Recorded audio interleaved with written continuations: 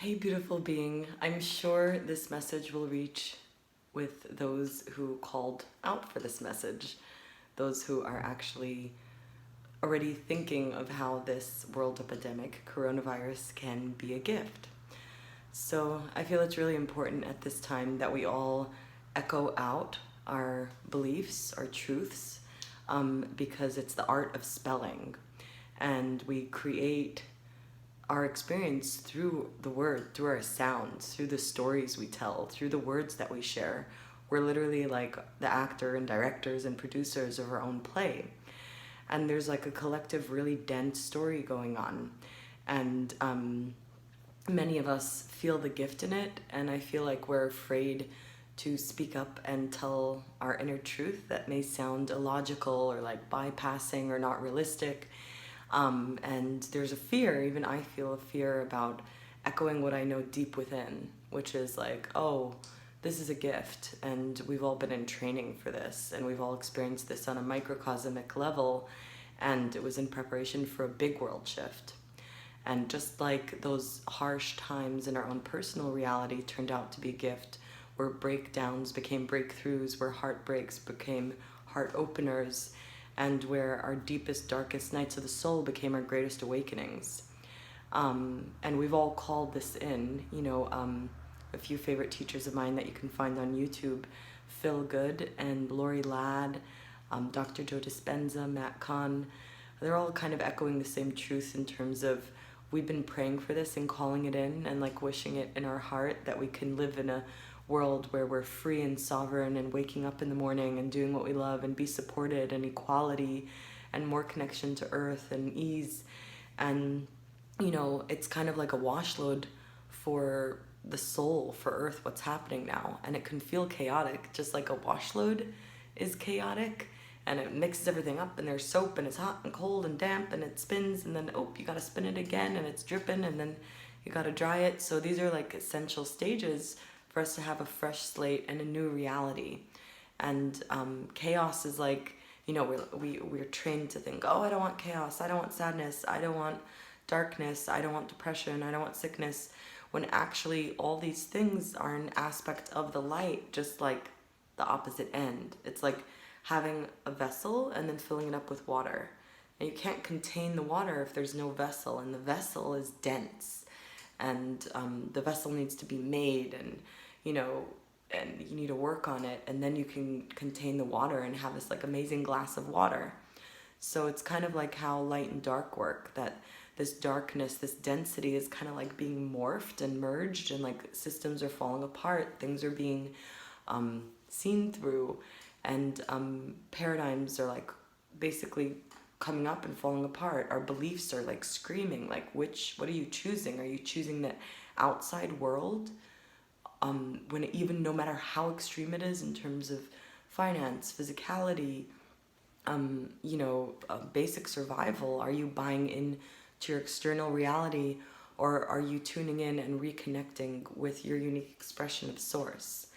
And I feel like, when we're alone, that's when that connection arises. That's when, those things that we know innately, that inner child, that's when those things whisper to us. It's very loving, whispering voice. It's not like, oh, you should be doing this. That's what Something Beautiful Lori Ladd, a teacher on YouTube, free content she has too, says. She says that like our higher guidance and our connection to source is very loving and suggestive. It'll give us little clues like breadcrumbs and be like, go take a bath, go be alone, go take a nap, maybe try this out. And then like the ego, which isn't a bad part of us, it's just a more dense version of us that we don't necessarily have to let manage our lives, would like be like more, you should do this, you should think about this, you should control. It's more energetics of fear, control, management, and planning ahead a lot. And so these loving voices that we receive mostly when we're alone are these like voices, these spells that are waiting to be spoken and confirmed.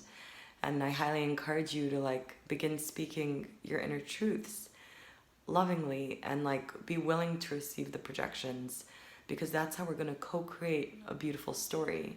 It's like time now since things are falling apart, and there's so much beauty happening. The whole world is trying to come up with a solution, which actually never, I don't remember the last time it happened, but I've spoken to many people and they can't recall something that happened so globally.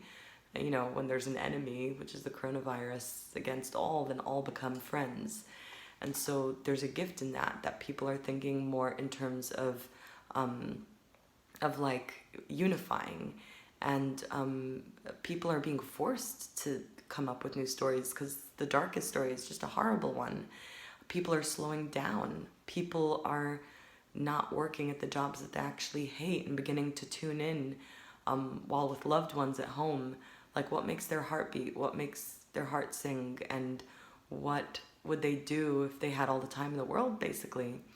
There are also other gifts, like, you know, people are realizing, oh, I hoarded, I bought all my shit at the supermarket, and now there's no food at the grocery store for the other people, and I have too much, and it's gonna rot. So, like, there are, like, new awakenings happening in, like, physical reality, like, oh, we're one. Like, the way I treat my world and myself is going to affect you, and the way it affects you does affect me. And these processes usually take a very, very long time for one to go through. It takes years, and it's actually a very harsh journey. When, you know, I went through many of these initiations and awakenings alone, and many of us did. And now it's happening at a collective level. So just imagine the gift in that.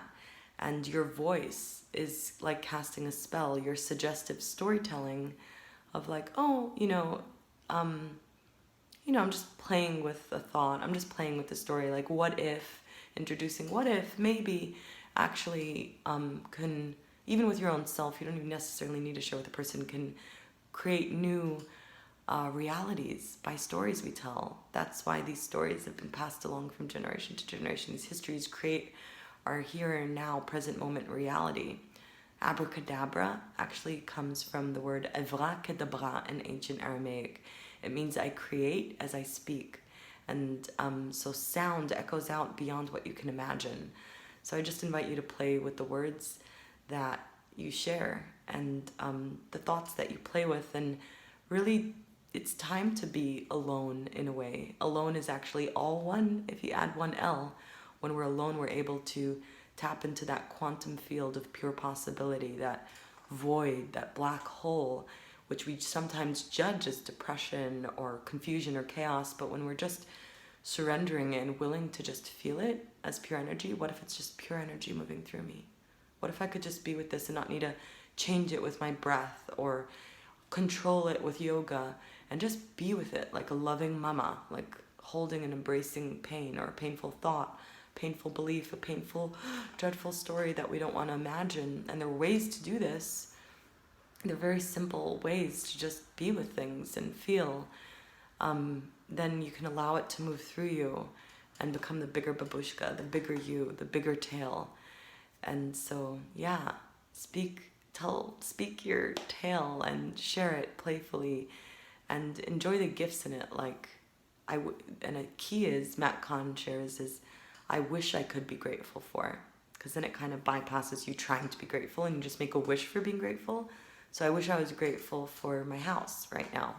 And it allows me to just tune into that imaginative field of gratitude without trying to control feeling grateful, and allows me to curiously let go and like, I wish I was grateful. Ooh, what would that feel like? So much love. I have to end the video since I can only share up to 10 minutes before having more followers. So if you like this content, please do give a like so I'll know you're out there, and subscribe because I'll be sharing more. The time is now. And also, if you're looking for more guidance personally or in groups, just email me below and I'll be sharing. I've been doing some online group gatherings where we play with our perception, our perspectives, and our imagination to recreate reality and embody this heaven and earth that we've all been wishing for. Much love. And yeah. All is well, loves. Bye.